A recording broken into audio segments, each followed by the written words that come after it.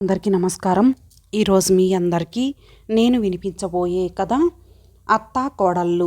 రచయిత చెన్ను సుశీలారామం గారు.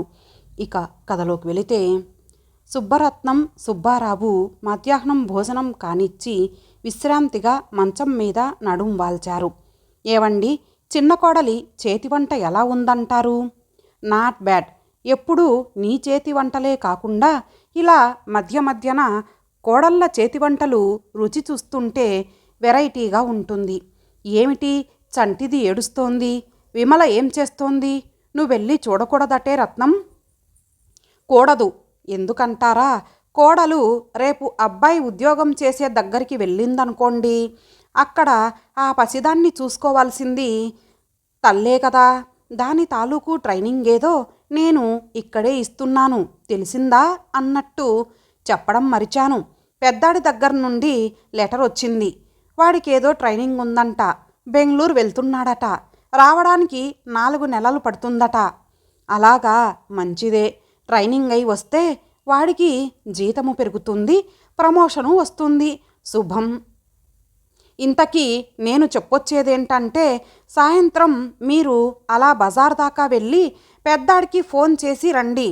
వాడు అలా బెంగళూరు ట్రైన్ ఎక్కే ముందే కోడల్ని మనవణ్ణి ఇలా పంపించమని. పిచ్చి వెతవ, బాబిగాడు కళ్ళల్లో మెదులుతున్నాడు.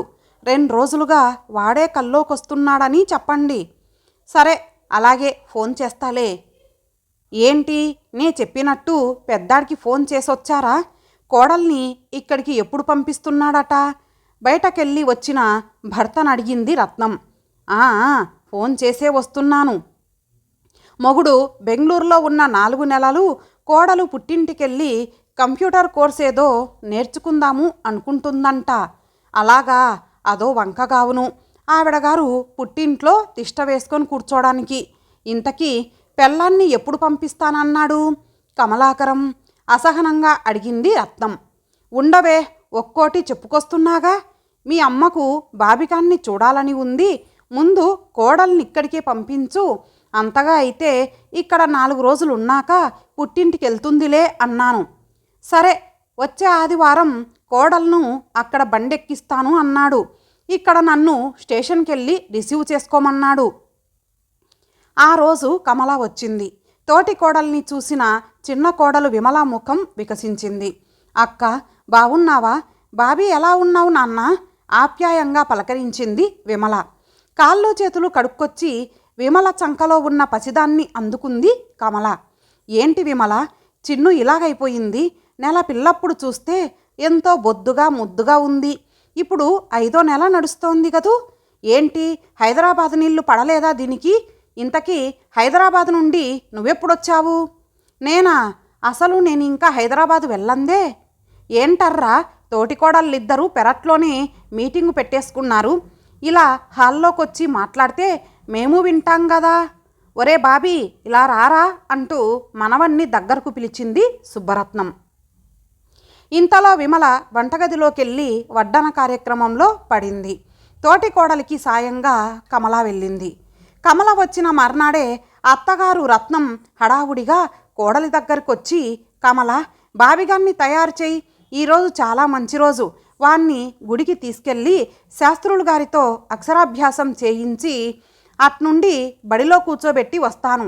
అర్థం కానట్టు చూసింది కమల. ఏంటే అలా చూస్తావు? కమలాకరం రావడానికి 4 నెలలు పడుతుంది కదా. అంతదాకా బాబిగాన్ని ఇక్కడ బడిలో చేర్పిస్తే 4 అక్షరం ముక్కలు అబ్బుతాయి. కమల షాక్ తిన్నట్టయింది. అత్తయ్య, ఇక్కడ ఈ పల్లెటూరులో వీధి బడిలో వీణ్ణి జాయించేస్తారా? హన్నా, ఎంత మాట అనేసావే. ఇక్కడ ఈ పల్లెటూరులో వీధి బడిలో చదువుకునే నీ మొగుడు, నీ మర్ది అంతంత ఉద్యోగాలు వెలగబెడుతున్నారన్నది మర్చిపోకు. అది కాదు అత్తయ్య, నేను ఇక్కడ ఉండేది 4 రోజులే. తర్వాత మా అమ్మగారి ఊరెళ్ళిపోవాలి. అక్కడ కంప్యూటర్ కోర్సులో జాయిన్ అవ్వాలి. అప్పటికే రత్నం ముఖ కవలికలు మారిపోయాయి. అంటే ఏంటే నీ ఉద్దేశం? మొగుడు అలా ఆఫీస్ పని మీద వేరే ఊరు వెళ్ళగానే చెంగుమంటూ ఇలా పుట్టింటికి చెక్కేయడమేనా? అదిగాక తగుదనమ్మా అంటూ నలుగురిలోకెళ్ళి ఆ కంప్యూటర్లు అవి నేర్చుకోవడం ఏంటి? అయినా అన్నిటికీ మీ ఇష్టాలేనా, మీ పెత్తనాలేనా? మీ వెనకాల పెద్ద తలకాయలు రెండున్నాయి. వాళ్లతో ఆలోచించి వాళ్ళ అంగీకారం తీసుకుందామన్న ఇంగితమన్నా మీకు లేకపోయిందేం? అంత క్రితమే అక్కడికి చేరిన సుబ్బారావు భార్యకు వంత పాడాడు. ఆ ఇంగితమేదో మన కొడుకు గాడిదకుండాలే, దీన్ననుకొని ఏం లాభం? ఏదన్నా అంటే అత్తామామ కోడళ్ళని రాచి రంపాన పెట్టాము అంటారు. మామయ్య, నా మాట కాస్త అర్థం చేసుకోండి. నేను కూడా ఉద్యోగం చెయ్యాలనుకుంటున్నాను. ఈ రోజుల్లో భార్యాభర్తలిద్దరూ ఉద్యోగాలు చేస్తేనే సంసారం సజావుగా సాగుతూ కాస్త వెనకేసుకోగలుగుతున్నారు. కోడల్ని మధ్యలోనే అడ్డుకుంది రత్నం. ఆగాగు, ఏంటే అన్నావు? మొగుడు పెళ్ళం సంపాయిస్తేనే సంసారం సజావుగా నడుస్తూ కాస్తో కూస్తో వెనకేసుకోగలుగుతారా? అంటే నీ ఉద్దేశం ఆడంగులు ఊరి మీద పడి ఉద్యోగాలు చేస్తూ ఊళ్ళేలకపోతే ఇంకా ఆ కాపురాలు అడుక్కు తింటూ పోతున్నట్టేనా? అలాగైతే నేను ఏ ఉద్యోగం వెలగబెట్టి ఊర్లేలానే? ఏం నా సంసారం బాగుండలేదా? నా పిల్లల్ని చదివించుకోలేదా? ఉద్యోగాల్లో పెట్టలేదా? తాతలు కట్టిన ఇంటిని పడగొట్టి పక్కా మేడ కట్టలేదా? లాపాయింట్లు లాగుతూ కోడల్ని నిలేసింది. ఆ మాటతో కమల ఆవేశం తారాస్థాయికి చేరింది. అత్తయ్య, మాటలు జారడం మీకే కాదు, నాకు తెలుసు. కానీ ఎదుటి మనిషిని కించపరిచే విధంగా మాటలతో హింసించడం సంస్కారం అనిపించుకోదు. మనవన్ని చూడాలని ఉందని ఫోన్ చేశారని అటు వెళ్లాల్సిన ప్రయాణాన్ని ఇటు మార్చుకొని వచ్చినందుకు నాకు మంచి శాస్తే జరిగింది. మామయ్య, రేపటికి మా అమ్మగారి ఊరికి ట్రైన్ టికెట్టు తెచ్చిపెట్టండి చెప్పేసి కొడుకుని తీసుకొని పెరట్లోకి వెళ్ళిపోయింది. సుబ్బారావు దంపతులు కోడల్ని దుమ్మెత్తిపోస్తూనే ఉన్నారు. మధ్యాహ్నం భోజనాలయ్యాక ముసలాళ్ళిద్దరూ నిద్రలోకి జారుకున్నారు. తోటికోడళ్ళిద్దరూ మాటల్లో పడ్డారు. అక్క, నువ్వు వచ్చినందుకు ఎంతో ఆనందపడ్డాను. 10 రోజులుంటావని సంబరపడ్డాను. ఇక్కడ ఏం తోచక పిచ్చెక్కిపోతోందనుకో. మాట్లాడుతుండగానే విమల కళ్ళల్లో నీళ్లు నిలిచాయి. ఆప్యాయంగా ఆమె చేతిని తన చేతిలోకి తీసుకుంది కమల. విమల, నా మాట అటుంచు. అసలు విశ్వం నిన్నిక్కడ ఇంతకాలం ఎలా ఉంచేశాడు? అక్కడ తనకి ఇబ్బందిగా లేదు? ఆయన ఎంత ఇబ్బంది పడ్డా అత్తయ్య మామయ్య గురించి నన్నిక్కడ ఉంచేస్తున్నారు. ఆడపిల్లలు లేరు కదా, కోడళ్ళనే కూతుర్లుగా చూసుకుంటున్నారు. అలాంటప్పుడు నువ్వు కొంతకాలం మా అమ్మా నాన్నల దగ్గరుండి రావడమే సబబు అంటారాయన దిగులుగా చెప్పింది విమల. ఏడ్చినట్టుంది మీ ఆయన లాజిక్కు. డెలివరీకి తీసుకురావడం ఇక్కడికే తెచ్చి 2-3 నెలలుంచి రేపో మాపో కంటామనగా పుట్టింటికి పంపించి కన్నాక నెలలోపలే ఇక్కడికి తీసుకొచ్చి 7వ నెల వచ్చే వరకు కోడరికం చేయించుకొని అక్కడ కొడుకులు హోటల్ కూడు తింటున్నా మా పద్ధతి ఇంతేనంటూ 7వ నెల నిండుకుందనగా పంపిస్తారు. అయినా వీళ్ళ పద్ధతులేంటో ఎవరికీ అంతుబట్టవు. మనల్ని బాధ పెట్టకపోతే వాళ్ళే వచ్చి సరదాగా మన దగ్గర కొంతకాలం ఉండిపోవచ్చు కదా. వీళ్ళేమో కొడుకుల ఎదుట ఎక్కడ లేని ప్రేమ నటిస్తూ వాళ్ళు లేని టైంలో మనల్ని ఇష్టం వచ్చినట్టు సాధిస్తుంటారు. అమ్మ దగ్గరైతే చంటిదాని పనంతా అమ్మే చూసుకునేది. ఇక్కడ దాని పనే కాకుండా వంట పని, ఇంటి పని కూడా చూసుకోవాల్సి వస్తోందక్క. హైదరాబాదు వెళ్ళినా ఈ పని నాకు తప్పదనుకో. అక్కడ ఆయన ఆ హోటల్ భోజనంతో ఏమిబ్బంది పడుతున్నారో అన్న బెంగ ఓ పక్క, ఆయనకు దూరంగా ఉండాల్సి వచ్చిందన్న దిగులు మరో పక్క. అత్తయ్య మామయ్య గుళ్ళు గోపురాలంటూ తిరుగుతూ వాళ్ళ కాలక్షేపంలో వాళ్ళుంటారు.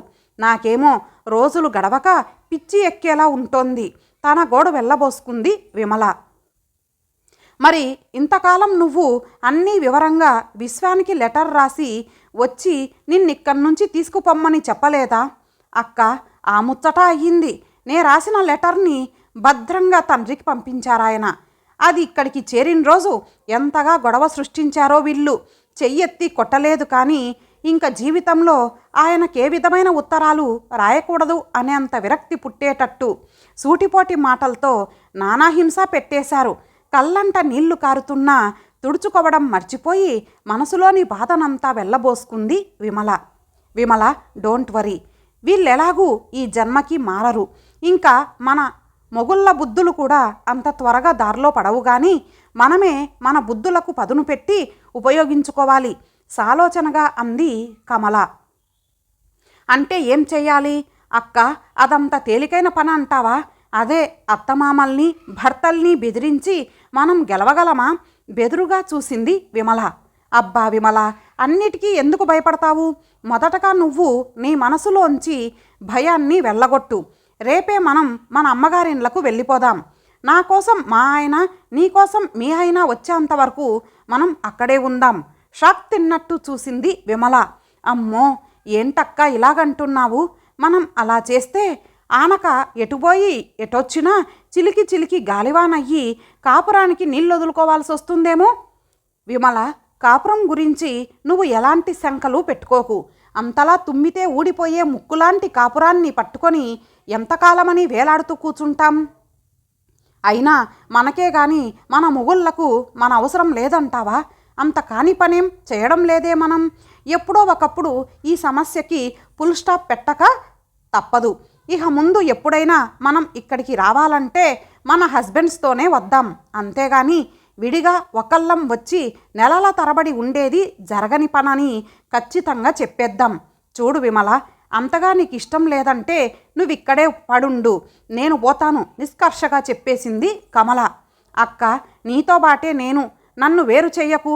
కష్టమో సుఖమో ఇద్దరం కలిసే అనుభవిద్దాం. That's good. అంతా మనకు మంచే జరుగుతుంది.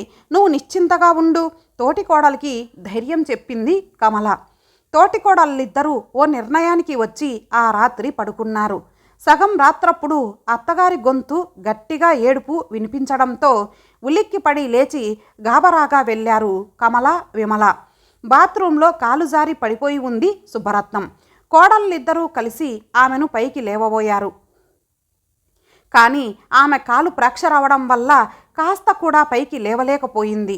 ఇద్దరూ అతి కష్టం మీద అత్తగారిని పైకి లేపి మెల్లగా సాయం పట్టి తీసుకెళ్లి గదిలో మంచం మీద పడుకోబెట్టారు. పెద్దగా గొరక పెట్టి నిద్రపోతున్న మామగారిని లేపారు. ఏంటి అర్ధరాత్రి అంకమ్మ శివాలు, ఏంటి గోల? విసుక్కుంటూనే కళ్ళు విప్పాడు సుబ్బారావు.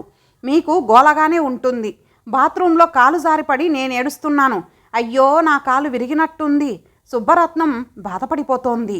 జారి పడితే విరగదు మరి. జాగ్రత్తగా చూసుకొని నడవద్దటే రత్నం. 16 పడుచుపిల్లలా చెంగు చెంగుమంటూ దూకుడుగా నడిచే వయస్సా నీది? నేనెప్పుడూ చెప్తూనే ఉంటాను. అబ్బే, నా మాట చెవులకెక్కించుకుంటావా? లేదు కదా. చూడు ఇప్పుడేమయ్యిందో. సుబ్బారావు భార్యను దెప్పి పొడిచాడు. మామయ్య, మాటలు తర్వాత, ముందు మీరు వెంటనే వెళ్ళి డాక్టర్ను తీసుకురండి, కమల అంది. కోడళ్ళిద్దరూ అత్తగారి కాలుకి తడిబట్ట చుట్టి మెల్లగా నిమురుతున్నారు. ఇప్పుడా డాక్టర్ను తీసుకొచ్చేది? ఈ సమయంలో ఎవరొస్తారు? తెల్లారాక వెళ్ళి పిలుచుకొస్తాలే. లేచి మంచం మీద కూర్చున్నవాడల్లా ఆవులిస్తూ తిరిగి మంచం మీద వాలిపోయాడు సుబ్బారావు. అక్క, ఇప్పుడు మామయ్య గారు వెళ్ళి డాక్టర్ని లేపి తీసుకురావాలంటే చాలా టైం పడుతుంది. అదిగాక ఇక్కడ సరైన డాక్టరే లేరు. మనమే అత్తయ్య గారిని ట్యాక్సీలో నేరుగా పట్నంలో ఉన్న ఎముకల డాక్టర్ దగ్గరకు తీసుకెళ్తే బాగుంటుంది కదా. అవును విమల, నువ్వు చెప్పింది బాగుంది. మామయ్య, మీరు వెంటనే వెళ్ళి ట్యాక్సీ తీసుకురండి. విమల, నువ్వు పిల్లల్ని చూసుకుంటూ ఇంటి దగ్గరే ఉండు. అత్తయ్యను తీసుకొని నేను మామయ్య వెళ్తాం. సుబ్బరత్నాన్ని ఆసుపత్రిలో అడ్మిట్ చేసుకున్నారు. అక్కడ ఎక్స్రే లాంటివి అన్ని టెస్టులు చేశాక ఆమె కాలికి సిమెంట్ కట్టు కట్టారు. 4 రోజులు ఆసుపత్రిలో ఉంచి అవసరమైన మందులు రాసిచ్చి బెడ్ రెస్టులో ఉండాలని చెప్పి పేషెంటుని ఇంటికి పంపేశారు. రత్నం దగ్గర కాస్త సాయంగా ఉండేందుకు ఎవరినైనా మనిషిని పెట్టుకుందామని ఎంత ప్రయత్నించినా కుదరలేదు. చేతల సాయం మాట అటుంచి కనీసం మాటల సాయంగానన్నా ఎవరూ రాలేదు. ఏనాడు పిల్లికైనా బిచ్చం పెట్టని, ఎంగిలి చేత్తోనన్నా కాకిని విదల్చని ప్రత్యేకమైన క్యారెక్టర్సు సుబ్బరత్నం, సుబ్బారావులది. ఇదిగో రత్నం, ఇప్పుడు నాకోట అనిపిస్తోందే. నిన్నిలా మంచానబడి మగ్గేలా చెయ్యాలని ప్లాన్ వేసుకొనే కోడళ్ళిద్దరూ బాత్రూమ్ శుభ్రంగా కడక్కుండా నువ్వు జారిపడేట్టు చేశారని నా అనుమానం. ఇప్పటిదాకా మూటగట్టుకున్న పాపం చాలు. ఇహనైనా మనుషుల్లా ఆలోచిస్తూ మంచిగా బతుకుదామండి, పశ్చాత్తాపడుతున్నట్లుగా చెప్పింది సుబ్బరత్నం. అంతటితో ఊరుకోక, ఇంకా కట్టుకున్నవాడికి లేదు, కన్న కొడుకులకు లేదు నా పట్ల బాధ్యత, ఎవరో పరాయి అమ్మ కన్న బిడ్డలు కోడళ్ళకేం పట్టిందండి, నాకు చాకరీ చేయాల్సిన కర్మ. అందున ఏనాడు మనం వాళ్ళని ఎప్పుడూ ప్రేమగా అభిమానంగా చూసిన పాపాన పోలేదే. అలాంటిది వాళ్ళు నన్నెందుకు చూడాలి, నిన్ను చూడాల్సిన అవసరం మాకేంటని నన్ను ఈ స్థితిలో వదిలి వాళ్ళ దారిన వాళ్ళు పోతే మనం వాళ్ళనేమన్నా చేయగలమా? కానీ నా కోడళ్ళు అలా చెయ్యలేదు. పసిపాపని చూసుకుంటున్నంత అపురూపంగా నన్ను చూసుకుంటున్నారు. అన్నం కలిపి ముద్దలు నోటికందిస్తున్నారు. తడిబట్టతో ఒళ్ళు తుడిచి పౌడరద్ది బట్టలు మారుస్తున్నారు. ఆఖరికి కాలకృత్యాలు పక్క మీదే కానిస్తే అసహించుకోకుండా తీసి శుభ్రం చేస్తున్నారు. చెప్పండి, అలాంటి దేవతలకు ఏమిచ్చి రుణం తీర్చుకోగలమంటారు? కబురందుకొని వచ్చిన కన్నబిడ్డలు నన్ను చూసి సెలవు లేదంటూ వెంటనే తిరిగి వెళ్ళిపోయారు. నన్ను కట్టుకున్న మీరేమో ఇంట్లో కాలక్షేపం కావడం లేదంటూ ఎక్కువ సమయం బయట తిరిగొస్తున్నారు.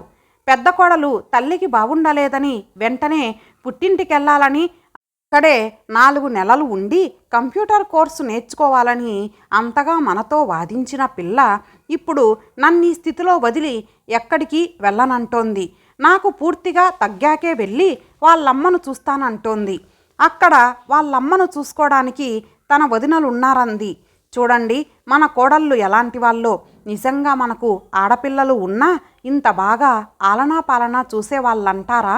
మనం ఏనాడో పుణ్యం చేసుకున్నాం గనకనే మంచి మనసు ఉన్న కోడళ్ళు దొరికారు మనకు. ఎన్ని జన్మలెత్తినా మనం వాళ్ళ రుణం తీర్చుకోలేం. వయసులో చిన్నవాళ్ళైనా వాళ్ళిద్దరికీ చేతులెత్తి దండం పెట్టాలండి. ఏవండి, వాళ్ళదా చిన్న వయసు. భర్తలతో సంసారం చేసుకునే వాళ్ళని ఎంతకాలమని మన దగ్గర ఉంచుకుంటాం? ఎన్నాళ్ళు పుట్టిళ్లకు వెళ్లకుండా ఆపుతాం? రేపే చిన్న కోడల్ని హైదరాబాదు, పెద్ద కోడల్ని వాళ్ళ పుట్టింటికి పంపించేయండి. భర్తని నిలబడనివ్వలేదు సుబ్బరత్నం. ఇంకా షాక్ నుండి తేరుకొని సుబ్బారావు హిప్నటైజ్ కాబడిన వాడిలా అప్రయత్నంగానే లేచి అక్కడి నుంచి కదిలాడు. అదంతా పక్క గదిలోంచి వింటున్న కోడళ్ళు కమలా విమలలకు అది కళ నిజమా తేల్చుకోలేక ఒకరినొకరు గిచ్చుకొని నిర్ధారించుకున్నారు. అత్తగారిలో వచ్చిన మంచి మార్పుకు వాళ్ళు ఆనందంతో ఉక్కిరిబిక్కిరైపోయారు. ఇంతటితో ఈ కథ సమాప్తం. మరలా ఒక మంచి కథతో కలుద్దాం. అంతవరకు సెలవు. నమస్తే.